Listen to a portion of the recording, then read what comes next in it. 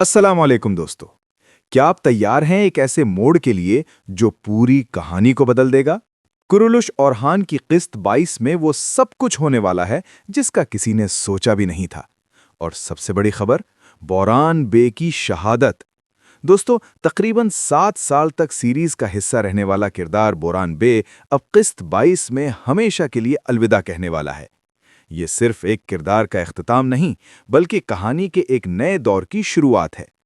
ज़राए के मुताबिक अगले सीजन में 15 नए किरदार शामिल होंगे।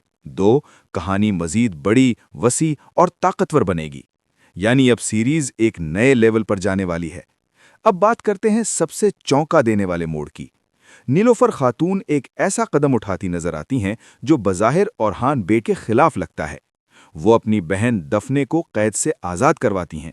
लेकिन सवाल ये है कि क्या ये वाकई बेवफाई है या ये सब औरहान बे की कोई खुफिया चाल है? क्योंकि एक मंजर में नीलोफर स्पोर्चा की जान बचाती हैं। दूसरे मंजर में स्पोर्चा मुराद की पैदाइश में नीलोफर की मदद करती है। यानी मुस्तकबिल में इन दोनों के दरमियान दोस्ती बनने के वाज़े इशारे मिल रहे हैं, ना कि हसद। ट्रेलर में एक इंतहाई अहम और सस्पेंस से भरपूर मंजर दिखाया गया है। कोई किरदार पहाड़ी से गिरने वाला होता है और एक हाथ उसे बचाने के लिए आगे बढ़ता है।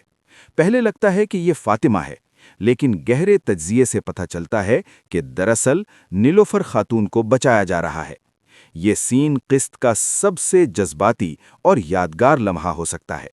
जब शाहीन शाह का किरदार इख्तिताम की तरफ जा रहा है तो एक नया दुश्मन आने वाला है। मुमकिना तौर पर कोई ताकतवर मंगोल कमांडर या कोई खतरनाक बाज़ंतीनी जनरल जो औरहान बे के लिए एक बहुत बड़ा चैलेंज बनेगा।